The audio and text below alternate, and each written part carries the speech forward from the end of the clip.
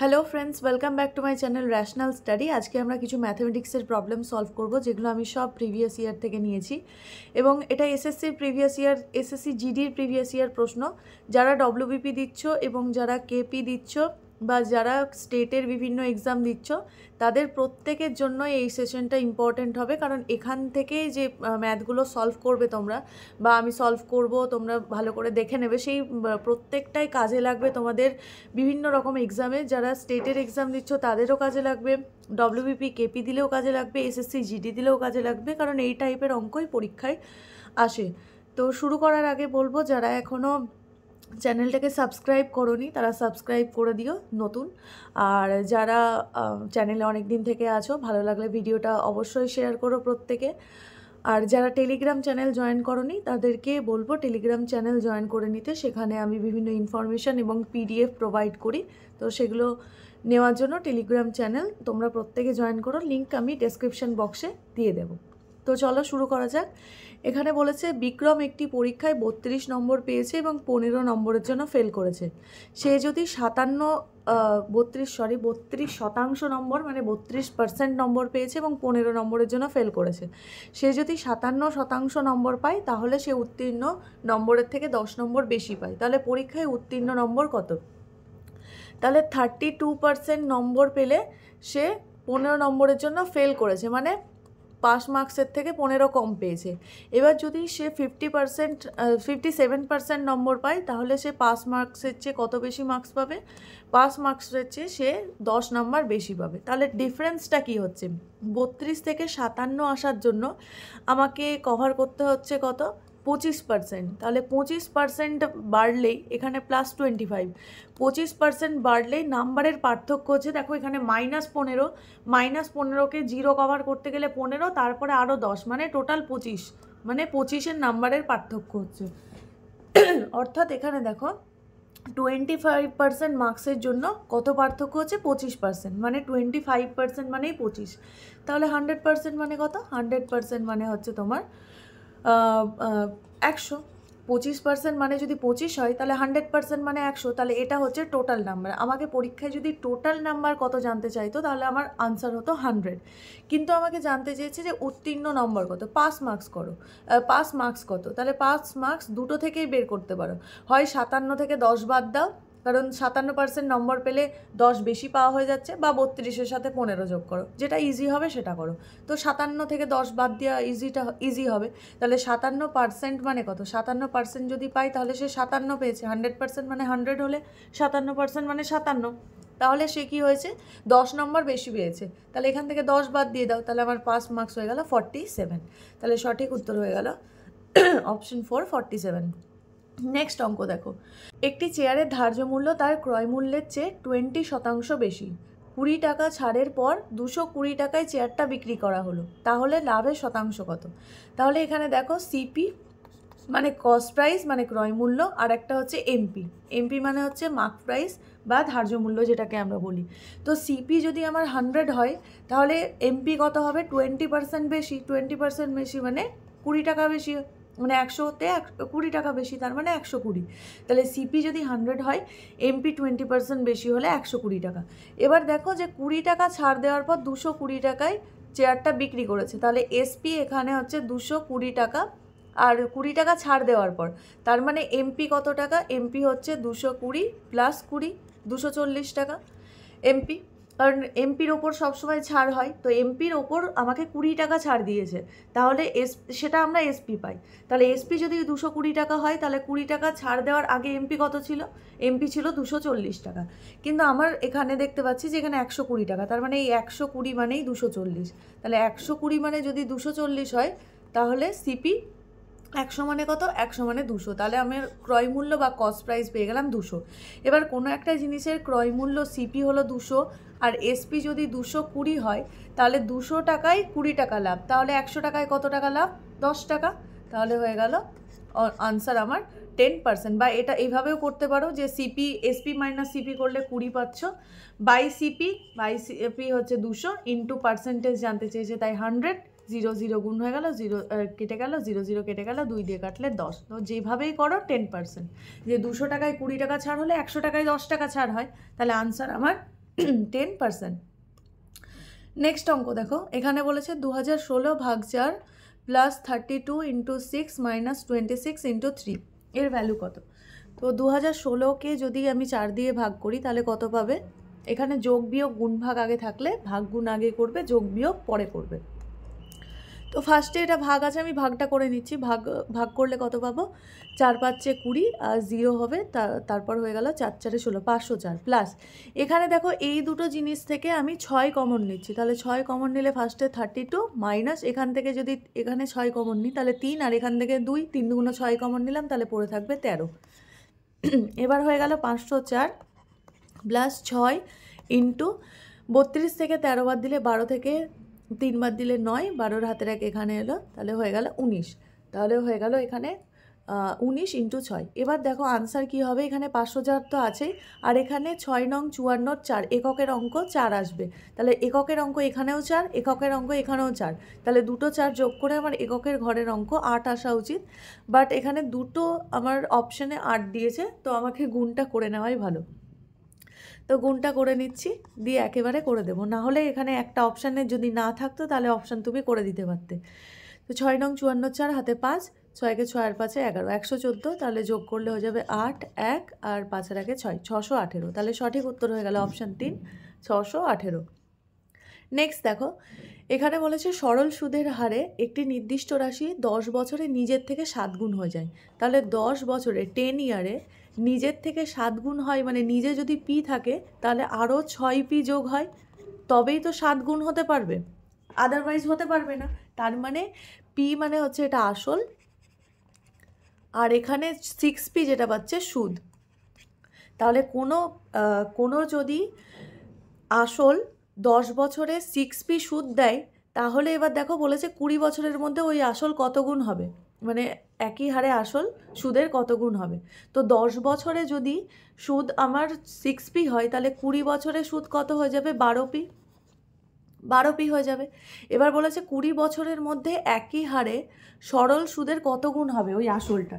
তাহলে সরল সুদের কত গুণ হচ্ছে, এটা দেখো সরল সুদের আসলটা মানে কত গুণ হয়ে যাচ্ছে, মানে সরল সুদ অনুযায়ী, তাহলে এটা আমি সুদ পেলাম, তাহলে এর সাথে যদি আসলটা যোগ করে দিই তাহলে টোটাল হয়ে গেল আমার 13 পি, তাহলে এটা মিলিয়ে আমার টোটাল টাকা হয়ে গেল, তাহলে কত গুণ হয়ে গেল? 13 গুণ হয়ে গেল, মানে আসলে 13 গুণ হয়ে গেল আমি যেটা পেলাম।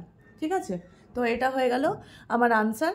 তো 10 ইয়ার্সে যদি কোনো জিনিস 6 পি হয়ে যায়, 20 ইয়ার্সে জাস্ট কি হয়ে যাবে? দ্বিগুণ হয়ে যাবে। সরল সুদ চেঞ্জ হয় না, চক্রবৃদ্ধি সুদের মতো যে সুদের ওপর সুদ পাই না বলে আমার প্রত্যেক বছর সুদটা ফিক্স থাকে। তো সেই কারণেই হচ্ছে আমরা এইভাবে ঐকিক নিয়মের মাধ্যমে বা গুণ আকারে আমরা করতে পারি। তো নেক্সট দেখো, এখানে বলেছে 2 বছরের জন্য সুদের একটি নির্দিষ্ট হারে একটি মূলধনের ওপর সরল সুদ ও চক্রবৃদ্ধি সুদ যথাক্রমে 12,800 টাকা এবং হচ্ছে 14,400 টাকা। তাহলে মূলধন কত? তাহলে 2 বছরের সুদ বলেছে, 2 বছরের জন্য, তাহলে ফার্স্ট ইয়ার এখানে লিখলাম আর এখানে লিখলাম সেকেন্ড ইয়ার। প্রথমটা বলেছে সরল সুদ, এটা বলেছে সরল সুদ, আর এটা বলেছে চক্রবৃদ্ধি সুদ। তাহলে সরল সুদ বা সিম্পল ইন্টারেস্ট ফার্স্ট ইয়ারে কত পেয়েছি? 2 বছরে যদি 12,800 টাকা পাই, তাহলে দুটো বছর আলাদা আলাদাভাবে আমি 6,400 6,400 করে পাবো। ঠিক আছে, তাহলে প্রথমবার 6,400 পেয়েছিলাম, পরের বারও 6,400 পেয়েছিলাম, তাই 12,800 টাকা সুদ পেয়েছি। এবার চক্রবৃদ্ধি সুদ কিভাবে পাই? চক্রবৃদ্ধি সুদ তোমার পাই, প্রথমবার 6,400 পেলাম, সেটা তো পেলাম, পরের বারও 6,400 তো পেলাম, প্লাস এই 6,400 যে এক্সট্রা পেয়েছিলাম তার জন্য আবার সুদ পাবো। তো তার জন্য যেটা সুদ পাবো সেটা হচ্ছে ধরে নাও 8% হারে সুদ পেলে, তাহলে এই টোটালটার ভ্যালু তোমার কত হওয়া উচিত? 14,400 টাকা। এবার দেখো 12,800 14,400 থেকে বাদ দাও, তাহলে তুমি কত পেয়ে যাচ্ছ? 14 থেকে 8 বাদ দিলে 6, 14 হাতের আগে এখানে এলো 1600 টাকা। তাহলে এর ভ্যালু হচ্ছে, এই পোর্শনটার ভ্যালু হচ্ছে তোমার কত? 1600 টাকা, তবেই ম্যাচ করবে। তো 1600 টাকা যদি হয় এই পোর্শনটার ভ্যালু, তাহলে ক্যালকুলেট করলে কত পাবে? ক্যালকুলেট করলে আর এর ভ্যালু পেয়ে যাবে, এটা হলো 4, আর 4 দিয়ে কাটলে 25, আর এর ভ্যালু হয়ে গেল 25%। তো তুমি আর এর ভ্যালু পেয়ে গেলে 25%। তাহলে 25% যদি তুমি সুদের ভ্যালু পেয়ে যাও, সুদের হারের ভ্যালু পেয়ে যাও, তাহলে এখান থেকে ইজিলি সরল সুদ থেকে তুমি বের করে নিতে পারবে। ফার্স্ট 1 বছরের সরল সুদ হচ্ছে 6400 টাকা, তাহলে আসল যদি পি হয় তাহলে টি হচ্ছে 1 বছর, তাহলে সুদের হার হচ্ছে 25% ইকুয়ালস টু 6400। তাহলে পি ইকুয়ালস টু কত? পি ইকুয়ালস টু হয়ে যাবে, এখান দিয়ে 4 হয়ে গেল, তাহলে 4টা গুণ হয়ে যাবে 0 0 4 4 16 6 হাতে 1 4 6 24 আর 1 25, মানে 25,600 টাকা হচ্ছে আসল বা মূলধন। তাহলে সঠিক উত্তর হয়ে গেল অপশান 1, 25,600 টাকা। নেক্সট দেখো এখানে বলেছে 48 মাইনাস 20 মাইনাস 8 ভাগ 4 ইন্টু 3। দেখো আমি তোমাদেরকে বলেছি গুণ ভাগ যোগ বিয়োগ একসঙ্গে থাকলে আগে গুণ ভাগ পরে যোগ বিয়োগ করতে হবে, কিন্তু তারও আগে করতে হবে কি, তারও আগে হচ্ছে ব্র্যাকেট, প্রথমে এই বারের কাজ। যদি 20 মাইনাস 8-এর ওপর বার থাকে, ধরে নাও 4 প্লাস 20 মাইনাস 8-এর ওপর বার দেওয়া আছে, দিয়ে এরকম ব্র্যাকেট দেওয়া আছে, তাহলে ব্র্যাকেটের আগে তোমাকে এই বারের কাজ করতে হবে, মানে 4 প্লাস 20 মাইনাস 8 করলে 12, তাহলে এই কাজটা আগে করতে হবে, তারপর তোমাকে ব্র্যাকেটের কাজ করতে হবে। তাহলে প্রথমে বারের কাজ করতে হবে, তারপর ফার্স্ট ব্র্যাকেটের, তারপর সেকেন্ড ব্র্যাকেটের, তারপর থার্ড ব্র্যাকেটের কাজ তোমাকে করতে হবে। এটা হচ্ছে রুলস। তো এই রুলস অনুযায়ী এবার অঙ্কটা আমরা সলভ করব। তো এখানে দেখো 48 থাকলো, মাইনাস 12, এই 20 মাইনাস 8 করলে হয়ে যাবে 12, ভাগ এখানে 4 আর 3 করলে 3 4 হয়ে যাবে 12। এবার দেখো এবার তোমার চলে আসছে এবার যেটা এসছে সেটা হচ্ছে তোমার 40, এখানে হচ্ছে তোমার তারপরেও আবার ব্র্যাকেট আছে, তো ব্র্যাকেটটা রেখে দিলাম। তো 48 মাইনাস 12 করলে কত পাবে? 36, ভাগ এখানে হয়ে গেল 12। তাহলে 36 থেকে 12 যদি ভাগ করো, 36কে 12 দিয়ে ভাগ করো, তাহলে কত পেয়ে যাবে? 3 12 36, মানে 3। যদি এখানে যদি ব্র্যাকেটটা না থাকতো, এই যে এই এক্সট্রা ব্র্যাকেটটা যদি না থাকতো, তাহলে আনসারটা সেক্ষেত্রে হয়ে যেত 48 মাইনাস 12 ভাগ 12, আনসার হয়ে যেত 48। 12কে 12 দিয়ে ভাগ করলে 1 মাইনাস 1, মানে হয়ে যেত 47। কিন্তু যেহেতু এখানে আমাকে ব্র্যাকেট দিয়েছে, মানে এটা হয়ে যাবে 36 ভাগ 12, মানে হয়ে যাবে 3। বোঝা গেছে? ব্র্যাকেটের কাজ আমি অলওয়েজ আগে করব। নেক্সট অঙ্ক দেখো, এখানে বলেছে একজন ব্যক্তি 1 টাকায় 35টি আম কেনে, দিয়ে 30% ক্ষতি হলে 1 টাকায় কতগুলো আম বিক্রি করেছিল। তো 30% ক্ষতির অর্থ কী?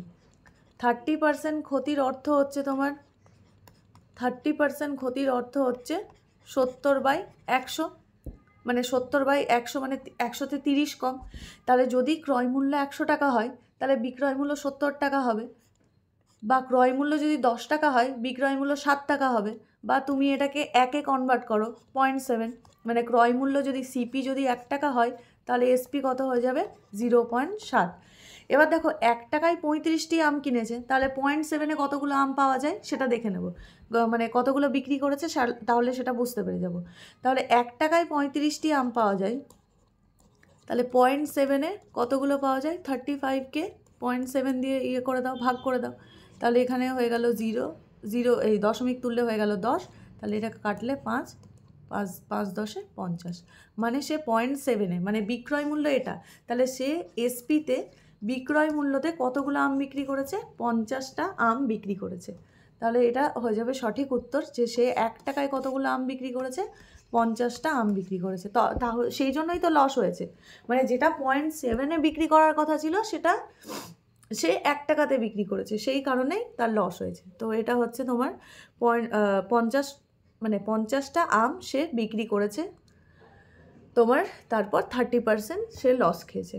এবার দেখো এখানে বলেছে পৃথ্বীর 10:13 অনুপাতে নাশপাতি ও পিচ রয়েছে, সেলিনের হচ্ছে 7:9 অনুপাতে রয়েছে, আর বিক্রমের হচ্ছে 5:7 অনুপাতে নাশপাতি আর পিচ রয়েছে। তাহলে কার নাশপাতি আর পিচের অনুপাত বেশি? তো এই অঙ্কটা আমি তোমাদেরকে হোমওয়ার্ক দিচ্ছি, তোমরা হোমওয়ার্ক করবে এবং হোমওয়ার্ক করার পর প্রত্যেকে আনসার দেবে। আমি তোমাদেরকে অনুপাতের অঙ্ক এবং লঘিষ্ঠ অনুপাত বা মানে গরিষ্ঠ সাধারণ অনুপাত, এগুলো সব তোমাদেরকে আমি বলে দিয়েছি। তো এইগুলো হচ্ছে তোমাদের অনুপাতের পুরো কনসেপ্টে, যে যদি ভিডিওটা দেখতে চাও সেই ভিডিওটা তোমরা ম্যাথামেটিক্স কনসেপ্ট সিরিজে পেয়ে যাবে, সেখান থেকে তোমরা দেখে নিতে পারো। জাস্ট কিছুই না, ভগ্নাংশ আকারে নিয়ে এসে কে বড় কে ছোট, মানে কার ভ্যালু বড় হচ্ছে আর কার ভ্যালু ছোট হচ্ছে এটা তোমাকে দেখতে হবে, বা ভগ্নাংশ দিয়ে ভাগ করা যায় কি করে, বা কোনটার ভ্যালু কত হচ্ছে, মানে তোমাকে 10/13-র ভ্যালু বের করতে হবে, 7/9-এর ভ্যালু বের করতে হবে, আর 5/7-এর ভ্যালু বের করতে হবে। যে ভ্যালুটা বড় সেটাই হয়ে যাবে আনসার। জাস্ট একটু তোমাদেরকে ভাগ করতে হবে, ভাগ করা জানতে হবে। তো এটা তোমরা হোমওয়ার্কে করো এবং প্রত্যেকে আনসার দাও। নেক্সট দেখো এখানে বলেছে 22 জন শিক্ষার্থী একটি ক্লাসের গড় ওজন 42 কেজি, যদি 33 কেজি এবং 39 কেজি ওজনের দুজন আরও নতুন শিক্ষার্থী ক্লাসে যোগ দেয়, তাহলে 24 জন শিক্ষার্থীর নতুন গড় ওজন কত? তাহলে প্রথমে ছিল 22 জন এবং তাদের গড় ওজন ছিল কত? 42 কেজি। এবার দুজন নতুন জয়েন করলো, কে জয়েন করলো? তাহলে দুজন নতুন জয়েন করার জন্য এখন হয়ে গেল 24 জন। দুজন কারা কারা জয়েন করলো? 33 আর 39, ঠিক আছে। তো আগে 22 জনের গড় ওজন 42 ছিল, মানে আমি প্রত্যেককে 42 ধরতে পারি, তাহলে প্রত্যেককে আমি 42 ধরে নিলাম। তাহলে এরা কত কত কম জয়েন করলো? তাহলে এ 42-এর থেকে কত কম? এ 42-এর থেকে হচ্ছে 9 কম, আর এ হচ্ছে 42-এর থেকে 3 কম। তাহলে টোটাল 9 আর 3-এ 12 কম, 12 কম এসে যোগ হলো। তাহলে যদি 12 কম নিয়ে আসে ওরা, তাহলে 12 কমটা প্রত্যেকের মধ্যে থেকে কমে যাবে, তাহলে 24 জনের মধ্যে থেকেই কমতে হবে। তাহলে 12কে যদি 24 জনের থেকে আমি নিয়ে নিতে চাই, তাহলে 0.5 প্রত্যেকে 0.5 মানে হাফ হাফ করে কমে যাচ্ছে, তবেই 12 টোটালে 12 কম হবে। তাহলে প্রত্যেকে আমার 0.5 করে কমে যাচ্ছে। তাহলে গড় ওজন হয়ে যাবে কত? 42 মাইনাস 0.5 মানে হচ্ছে 41.5 কেজি। তাহলে সঠিক উত্তর হয়ে যাবে অপশন 1, 41.5 কিলো। তাহলে প্রত্যেকে যদি 0.5 করে কমে তাহলেই টোটালে 12 কমবে। টোটালে আমাকে 12 কমেছে, তাহলে এই টোটালটাকে আমি 24 জনের মধ্যে ভাগ করে দিলাম। তাহলে 24 জনের মধ্যে ভাগ করে দিলে কত হয়ে গেল? হাফ। হাফ মানে 0.5, আর 0.5 কমবে মানে গড় ওজনও 0.5 আমার কমে যাচ্ছে। তাহলে কমলে কত হয়ে যাবে? 41.5। নেক্সট দেখো এখানে বলেছে 3529কে 10 দিয়ে ভাগ করলে ভাগশেষ কত থাকবে? এটা হচ্ছে সব থেকে সোজা অঙ্ক, এর থেকে সোজা অঙ্ক দেখিইনি। তো 10 দিয়ে যদি ভাগ করো লাস্ট ডিজিটটা 0 হলেই তো হয়ে যেত, কিন্তু এখানে 9 আছে, তাহলে অবশিষ্ট 9ই থাকবে। মানে ভাগ করলে তোমার 3520 পর্যন্ত ভাগ যাবে, কিন্তু 9-এর জন্য ভাগ যাবে না 10 দিয়ে ভাগ করার জন্য। তো 9-এর জন্য ভাগ যাচ্ছে না, মানে ভাগশেষ 9 থাকবে। নেক্সট দেখো এখানে বলেছে অঙ্কিত 10% ক্ষতিতে একটি পণ্য বিক্রি করে। সে যদি এটি 30% কম দামে ক্রয় করে 26 টাকা কমে বিক্রি করে, তাহলে তার লাভ হবে 10%। পণ্যটির ক্রয় মূল্য কত? তাহলে অঙ্কিত হচ্ছে 10% ক্ষতিতে একটা পণ্য বিক্রি করে, তাহলে এটা প্রথমে সিপি তারপর এসপি লিখলাম। তাহলে 10% ক্ষতিতে বিক্রি করে মানে ফার্স্টে তোমার সিপি ছিল 100, এসপি ছিল 90, ঠিক আছে। এবার বলেছে সে যদি এটা 30% কম দামে ক্রয় করতো, মানে সে যদি এটা 30% কম দামে ক্রয় করতো, মানে 70 টাকাতে ক্রয় করতো, 30% কম মানে 70 টাকাতে ক্রয় করতো এবং 26 টাকা কমে বিক্রি করতো, তাহলে তার লাভ হতো 10%। তাহলে 70 টাকাতে সে যদি জিনিসটা কিনতো, তাহলে লাভ 10% হলে 70-এ 10% লাভ মানে হচ্ছে 10/100 করলে 7 টাকা লাভ হচ্ছে, তার মানে এসপি হয়ে যেত সেক্ষেত্রে 77। এবার দেখো বলেছে এসপি, তাহলে এখান থেকে আমরা দেখতে পাচ্ছি কত কমেছে, দেখতে পাচ্ছি 10 থেকে 7 বাদ দিলে 3, 10-এর হাতে রেখে এখানে এলো, তাহলে এসপি কমেছে আমার 13। এবার এখানে আমার হিসেবে কমেছে 13, বাট আমাকে প্রশ্নে বলেছে 26 টাকা কম, তার মানে এই 13-র ভ্যালুই হচ্ছে তোমার 26, 13-র ভ্যালুই 26। তাহলে 1-এর ভ্যালু কত? 1-এর ভ্যালু হচ্ছে তোমার 1-এর ভ্যালু হয়ে যাচ্ছে 2। 13-র ভ্যালু যদি 26 হয় তাহলে 1-এর ভ্যালু 2। এবার আমাকে বলেছে পণ্যটির ক্রয়মূল্য কত? পণ্যটির ক্রয়মূল্য আমি ধরেছিলাম কত? 100। তাহলে 1-এর ভ্যালু যদি 2 হয় তাহলে 100-এর ভ্যালু কত হয়ে যাবে? 200। তাহলে সঠিক উত্তর হয়ে যাবে এখানে অপশান 4, 200। নেক্সট দেখো এখানে বলেছে একটি পণ্যের ধার্য মূল্য হচ্ছে 11,800 টাকা এবং বিক্রয় মূল্য হচ্ছে 7,788 টাকা। তাহলে ছাড়ের শতাংশ কত? তাহলে ধার্য মূল্য মানে হচ্ছে মার্ক প্রাইস কত? 11,800 টাকা, আর বিক্রয় মূল্য মানে হচ্ছে এসপির ভ্যালু হচ্ছে 7,788 টাকা। তাহলে ছাড় কত? ছাড় মানে হচ্ছে MP minus SP by MP into ছাড়ের পার্সেন্টেজ ছাড় মানে হচ্ছে ইন্টু 100, ঠিক আছে। পার্সেন্টেজ যেহেতু বের করছি তাই 100 দিয়ে গুণ। তাহলে এমপি থেকে যদি এসপি বিয়োগ করো তাহলে কত হবে? 10 থেকে 8 বাদ দিলে 2, 10-এর হাতের 1 এখানে এলো, 10 থেকে 9 বাদ দিলে 1, 10-এর হাতের 1 এখানে এলো, 8 থেকে 8 বাদ দিয়ে 8 থেকে 8 বাদ দিলে 0, তারপরে হচ্ছে 11 থেকে 7 বাদ দিলে 4, তাহলে 4,012 টাকা, আর এখানে নিচে হয়ে গেল 11,800 টাকা ইন্টু 100। তাহলে এটা কেটে গেল, এটা কেটে গেল। আনসারটা কত হবে দেখে নিতে পারো। তো 2 দিয়ে যদি ভাগ করি তাহলে 20, 0, 6, আর এটা যদি 2 দিয়ে ভাগ করি তাহলে হয়ে যাবে তোমার 5 দুগুণ 10 আর 5 নং 45। তো হয়ে যাবে 2006/50, সরি এখানে 9 দুগুণ 18, তাহলে হ্যাঁ 59, তাহলে 2006/59, তাহলে 2006/59%। তাহলে অ্যাপ্রক্সিমেটলি এটা চলে আসছে তোমার 34%-এর মতো তোমার আনসারটা চলে আসবে অ্যাপ্রক্সিমেটলি। তোমরা ভাগ করে দেখে নিতে পারো। তো আনসার হয়ে যাবে 34%। নেক্সট দেখো, একটি পোশাকের মূল্য 800 টাকা থেকে কমে 220 টাকা হলো, শতাংশ কত হ্রাস পেয়েছে? তো এটা সব থেকে ইজি অঙ্ক। তাহলে পোশাকের মূল্য ছিল আগে 800 টাকা, এখন কমে হয়ে গেছে 720 টাকা। তাহলে কতটা কমেছে? এখান থেকে কমেছে কতটা দেখতে পাচ্ছ, 80 টাকা কমেছে। 80 টাকা কমেছে, তাহলে কত পার্সেন্ট কমেছে? 800 টাকাতে 80 কমেছে মানে 100-তে হচ্ছে 10 কমেছে, তার মানে 10%। বা করেও দেখে নিতে পারো 80 টাকা কমেছে কার ওপরে কমেছে, 800-র ওপর। যেহেতু পার্সেন্টেজ চেয়েছে তাই 100 দিয়ে গুণ, 0 0 কেটে গেল, 0 0 কেটে গেল, আর এটা দিয়ে কাটলে হচ্ছে 8 10-এ 80, তো 10% হয়ে যাবে সঠিক উত্তর। আর নেক্সট অঙ্ক দেখো, এখানে বলেছে x1, x2, x3 যথাক্রমে 90, 45 এবং 67.5 দিনে একটি কাজ করতে পারে। তারা তিনজনেই একসাথে কাজ শুরু করলো। x2 কাজ শেষ হওয়ার 13.5 দিন আগে চলে গিয়েছিল, কত দিনে কাজটা শেষ হয়েছে? তো এখানে দেখো দেখতে পাচ্ছ, আমি লিখে দিচ্ছি এখানে x1, x2, x3। তাহলে x1 90 দিন, 45, আর এটা হচ্ছে 67.5।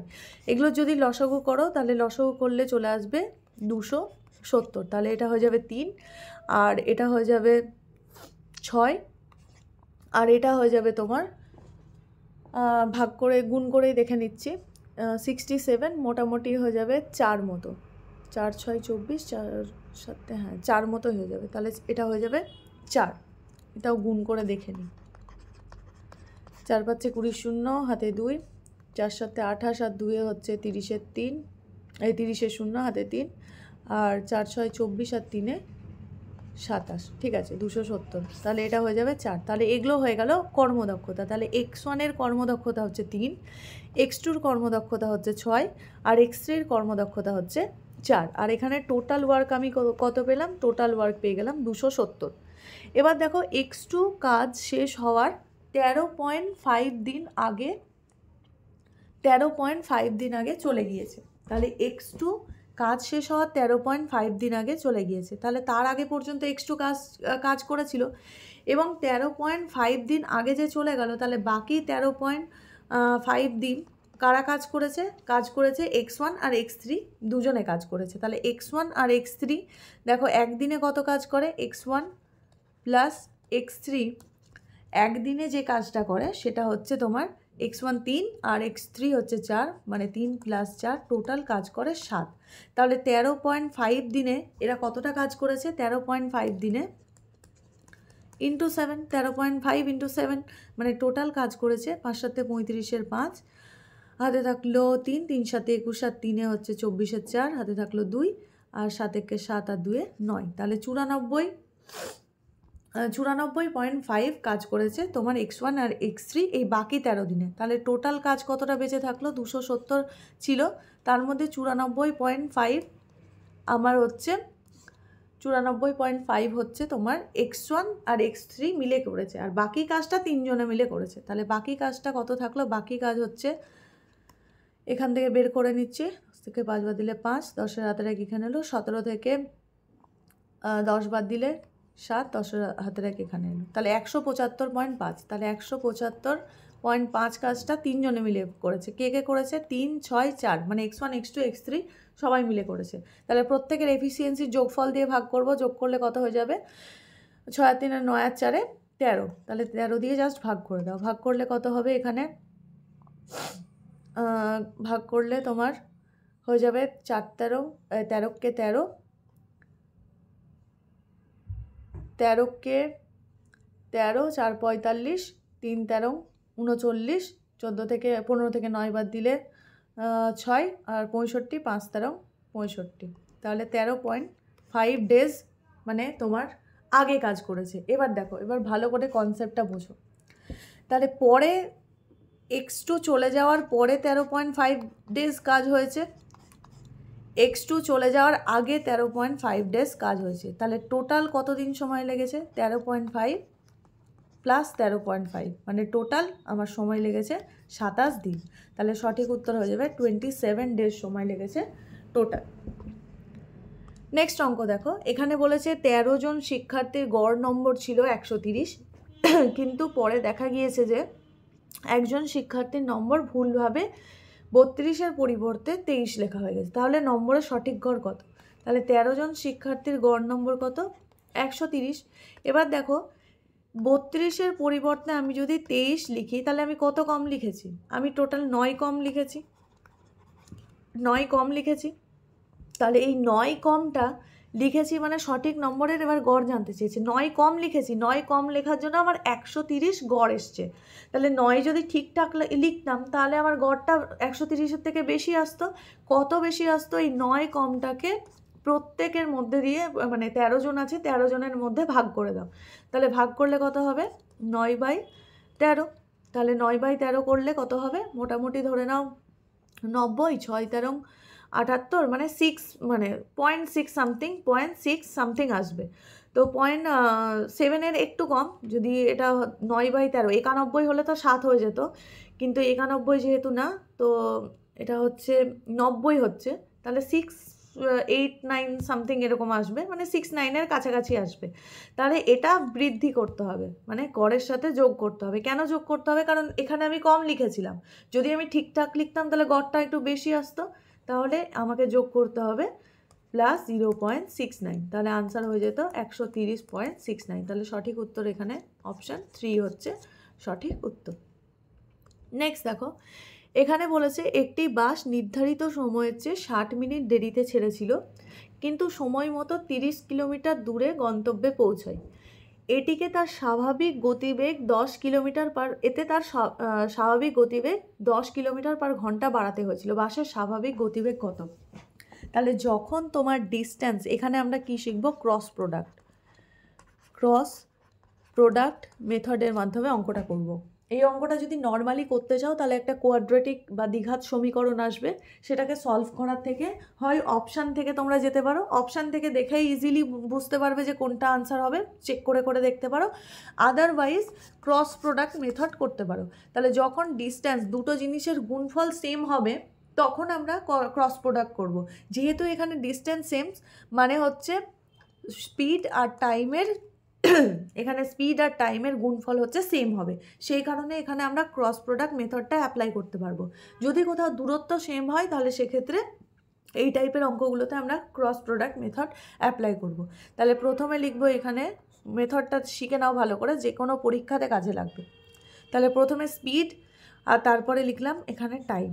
তাহলে দেখো 60 মিনিট দেরিতে বাসটা ছেড়েছিল, মানে মিনিটকে আমি ঘন্টায় ট্রান্সফার করে নিচ্ছি, তার মানে এখানে টাইম হচ্ছে 1 ঘন্টা দেরি করে ছেড়েছিল, ঠিক আছে। তার জন্য স্পিড কত বাড়াতে হয়েছিল? 10 কিলোমিটার পার ঘন্টা, এখানে 10 লিখলাম। এবার দেখো এটার গুণ করলে কি আমার 300 আসছে না, মানে এখানে তারপরে হচ্ছে নেক্সট যেটা, মানে পরের বার যেটা হবে সেটা হচ্ছে দেখো 2 দিয়ে গুণ করো, 2 দিয়ে গুণ করলে এবার এটাকে ক্রস প্রোডাক্ট করে দেখো, এটা ক্রস প্রোডাক্ট করে দেখো। ক্রস প্রোডাক্ট করলে কি দেখছি যে আমার আনসারটা 20 আসছে। তাহলে ডিস্টেন্স কি 20 তো না, আমাকে 300 আনতে হবে। তাহলে আবার এখানে বাড়িয়ে দাও, এটা 30, এটাকে 3, 40, 4, 50, 5, 60, তাহলে এখানে হলো 6। এবার দেখো যদি তুমি এইভাবে গুণ করো, এটা এই দুটোকে গুণ করো, তাহলে দেখবে তোমার ডিস্টেন্সটা 30 চলে আসছে, 300 চলে আসছে। দেখো 5 6 30 আর 0, এখানেও 5 6 30 0, তার মানে আমার ডিস্টেন্স চলে এলো 300 কিলোমিটার। তার মানে এই যে ফার্স্টের এই পার্টটা, এটা হলো আমার ইনিশিয়াল স্পিড ইনিশিয়াল, আর এই যে নেক্সট পার্টটা এটা হচ্ছে স্পিড ফাইনাল। দেখো দুটোর মধ্যে ডিস্টেন্স কিন্তু, এই দুটোর মধ্যে পার্থক্য কিন্তু 10 কিলোমিটারই আছে। আর এখানেও দেখো এটা হচ্ছে আমার ফাইনাল টাইম ফাইনাল, আর এটা হচ্ছে আমার টাইম ইনিশিয়াল। যে কোনো একটা জানতে চাইলে আমি বলে দিতে পারতাম। এখানেও দেখো আমার টাইমের পার্থক্য 1 ঘন্টাই আছে। তাহলে আমাকে জানতে চেয়েছে এখানে বাসের স্বাভাবিক গতিবেগ, মানে ইনিশিয়ালি মানে প্রাথমিক গতিবেগ কত ছিল? 50 কিলোমিটার। তাহলে এটা হয়ে গেল আনসার। তো এইভাবে একটা করতে পারো, বা তুমি অপশান থেকে চেক করে করে করতে পারো যে কোনটা হলে তোমার আনসারটা মিলে যাচ্ছে। অপশান থেকেও চেক করতে পারো, বাট আমি বলবো এই মেথডটা করো। এই মেথডটা করলে তোমার মানে ইজিলি ক্যালকুলেশনটা তুমি দেখেই বুঝতে পারছো, জাস্ট তোমাকে গুণ করে করে বাড়াতে হচ্ছে আর দেখে নিতে হচ্ছে 300 কিলোমিটার কোথায় আসছে। তো এটা হচ্ছে ক্রস প্রোডাক্ট মেথড, যে কোনো এক্সামে এটা খুবই কাজে লাগে। নেক্সট অঙ্ক দেখো, এখানে বলেছে একটা বদমাস রুল দিয়ে তোমাকে করতে হবে, গুণ ভাগ আগে যোগ বিয়োগ পরে। তাহলে 443 বিয়োগ, তারপরে 226 ভাগ 2 গুণ 5, তাহলে ভাগ আগে 2 দিয়ে ভাগ করে দিচ্ছি। তো 2 দিয়ে ভাগ করলে কত হয়ে যাবে, 2 দিয়ে ভাগ করলে এখানে হয়ে যাবে 113 গুণ 5। তাহলে 113 গুণ 5 যদি হয়, তাহলে এখানে 443 মাইনাস গুণ করো, এখানে হচ্ছে তোমার হয়ে যাবে 3 5 15 5, হাতে থাকলো 1, 5 একে 5 আর 1 6, আর এখানে 5 একে 5, 565। তাহলে 565 থেকে এটা দেখো বড়টার চিহ্ন এখানে মাইনাস রয়েছে, তার মানে আনসারটা আমার মাইনাসেই আসবে। এখানে সবগুলোতেই মাইনাস দিয়ে দিয়েছে, বাট কোনো কোনো ক্ষেত্রে হতে পারে যে মাইনাস কোনো কোনোটাতে দিল না। তাহলে সেক্ষেত্রে তোমাকে বুঝতে হবে যে মাইনাসটা কেন এসছে। আমি একটা বড় জিনিস বিয়োগ করছি, ওই কারণে মাইনাস এসছে। তো এবার 565 থেকে 443 বাদ দাও, তাহলে বাদ দিলে কত হয়ে যাবে, লাস্টে আসবে তোমার 2। তাহলে এককের অঙ্ক আমি একটাতেই 2 দেখতে পাচ্ছি, তাহলে ওটাই হয়ে যাবে সঠিক উত্তর, পুরোটা বিয়োগ করারও দরকার নেই। নেক্সট দেখো বলেছে একটি গোলকের ব্যাসার্ধ 35 সেমি, গোলকের মোট পৃষ্ঠতলের ক্ষেত্রফল কত। তাহলে পৃষ্ঠতলের ক্ষেত্রফল হচ্ছে 4 পাই আর স্কোয়ার, 4 পাই আর স্কোয়ার। ব্যাসার্ধ বলে দিয়েছে, ব্যাস বলে দিলে আমি আবার 2 দিয়ে ভাগ করতাম, যেহেতু ব্যাসার্ধ বলে দিয়েছে ভাগ করার দরকার নেই। তাহলে 4 পাই মানে হচ্ছে 22 7, আর স্কোয়ার মানে হচ্ছে 3.5 ইন্টু 3.5, স্কোয়ার মানে দুবার গুণ। আমি ব্যাসার্ধকে দুবার গুণ করে দিলাম। তো এখানে বাই 10 লিখতে পারো, এখানেও বাই 10 লিখতে পারো। তো এখানে 7 দিয়ে কাটলে হচ্ছে 5, 5 দিয়ে কাটলে এটাকে হলো 2, 5 দিয়ে কাটলে 7, 5 দিয়ে কাটলে 2, 2 2 কেটে গেল 4, 2 2 করে 4-এর সাথে কেটে গেল। তাহলে আলটিমেট পড়ে থাকলো 22 ইন্টু 7। তাহলে 22 ইন্টু 7 করলে কত হয়, 7 2 14 4, একটাই অপশান 154, বা দেখেও বুঝতে পারছো 154ই হবে। তো এটা হয়ে যাবে 154 সেন্টিমিটার স্কোয়ার। কেন সেমি স্কোয়ার হলো, কারণ এটা ক্ষেত্রফল। ক্ষেত্রফল মানে এখানে দেখো ব্যাসার্ধকে দুবার গুণ করছিলাম, তাহলে একটা সেন্টিমিটারের সঙ্গে আরেকটা সেন্টিমিটার গুণ করছি, তাহলে সেন্টিমিটার স্কোয়ারই হবে। তো সঠিক উত্তর সেন্টিমিটার স্কোয়ার। কখনো কখনো এখানে কোনো অপশানে দেখবে যে 154 সেমি লেখা থাকবে, তো সেমি হলে সেই অপশানটা আমার হবে না, কারণ কি ক্ষেত্রফল অলওয়েজ সেমি স্কোয়ারে হয়, মানে বর্গ এককে হয়। তাহলে সেক্ষেত্রে আমার ওই অপশানটা হয়ে যাবে ভুল। নেক্সট অঙ্ক দেখো, এখানে বলেছে 3 জনের বর্তমান বয়সের অনুপাত বলে দিয়েছে 3:5:7, ঠিক আছে। তো 3 জনের বর্তমান বয়সের অনুপাত বলে দিয়েছে 3:5:7। 6 বছর আগে তাদের বয়সের যোগফল ছিল 87, তাহলে তাদের বর্তমান বয়স নির্ণয় করো। তাহলে 6 বছর আগে ধরে নাও তোমার 3, 5 আর 7 তোমার বয়স যদি থাকে, তাহলে 6 বছর আগে কোনো কারোর বয়স যদি এখন 10 বছর থাকে, তাহলে 6 বছর আগে তার 4 ছিল মানে 6 কমেছিল, কারোর 12 থাকলে 6 ছিল, 13 থাকলে 7 ছিল, মানে প্রত্যেকে 6 6 করে কমেছিল। তাহলে 3 জনে 6 6 করে তোমার কমবে। আর যদি বলে যে 6 বছর পরে কি হবে, তাহলে 3 জনেই 6 6 6 করে বাড়বে। তাহলে 6 বছর আগে যদি বয়সের যোগফল 87, মানে 6 ইয়ার আগে যদি বয়সের যোগফল 87 থাকে, তাহলে এখন বর্তমানে কত হবে। বর্তমানে 3 জনের ক্ষেত্রে যদি একজন থাকতো শুধু 6 যোগ করতাম, বাট 3 জন আছে মানে 3 বার 6 মানে 18 যোগ করব। তাহলে এখন বর্তমান বয়সের সমষ্টি হয়ে যাবে 87 + 18। তাহলে যোগ করলে কত হয়ে যাবে, 8 7 15 5, হাতে 1, 8 1 9 1 10, 105। তাহলে এখন তাদের বর্তমান বয়সের যোগফল হচ্ছে 105। আমি প্রত্যেককে ধরে নিচ্ছি এর 3 বছর বয়স, এর 5 বছর বয়স, এর 7 বছর বয়স। তাহলে আমার হিসেবে এদের বয়সের যোগফল কত, যোগফল হচ্ছে 5 আর 3 7, এই 5 আর 3 8 7 15, কিন্তু আমাকে বলে দিয়েছে যে তাদের বয়সের যোগফল হচ্ছে 105। তাহলে আমার হিসেবে 15, এই হিসেবে 105। তাহলে 15-র ভ্যালু যদি 105 হয়, তাহলে 1-এর ভ্যালু হয়ে যাবে 105/15। তো এটা কাটলে কত হয়ে যাবে, 7 15 105, তাহলে 7 হয়ে গেল। তাহলে 1-এর ভ্যালু হয়ে গেল তোমার 7। তাহলে 1-এর ভ্যালু যদি 7 হয়, তাহলে 3-এর ভ্যালু কত, 3-এর ভ্যালু হয়ে যাবে 21, 5-এর ভ্যালু কত 35, আর 7-এর ভ্যালু হচ্ছে 49। তাহলে সঠিক উত্তর হয়ে যাবে 21, 35 ইয়ার্স আর 49 ইয়ার্স। নেক্সট অঙ্ক, আর আজকের লাস্ট অঙ্ক, সেটা বলেছে দেখো সোনু 125 দিনে একটা টেবিল তৈরি করতে পারে। মনু একা এটি 250 দিনে তৈরি করতে পারে। মনু কাজ শুরু করে 75 দিন কাজ করে, ঠিক আছে। এবার বাকি কাজ সোনু কত দিনে শেষ করতে পারবে। এবার দেখো বলেছে সোনু 125 দিনে একটা কাজ করে, মনু কত দিনে করে, 250 দিনে, ঠিক আছে। তাহলে বুঝলাম যে সোনুর দক্ষতা হচ্ছে দুগুণ বেশি, কারণ দিন অর্ধেক লাগছে তাই দুগুণ বেশি দক্ষ। এবার বলছে মনু কাজ শুরু করে 75 দিনে কাজ করে, তাহলে 75 দিনে মনু 75 দিনে পুরো কাজ করে, তাহলে 75 দিনে কত কাজ করবে, 75/7 250, মানে হয়ে যাবে তোমার 25 দিয়ে কাটলে 3 25 75, 25 দিয়ে 10, তাহলে 3-এর 10 কাজ করে দিয়েছে মনু। তাহলে মনু কাজ করেছে কত, 3-এর 10। তাহলে বাকি কাজ কত, বাকি কাজ হচ্ছে 3-এর 10 কাজ অলরেডি করে দিয়েছে, তাহলে বাকির কাজ হচ্ছে 7-এর 10।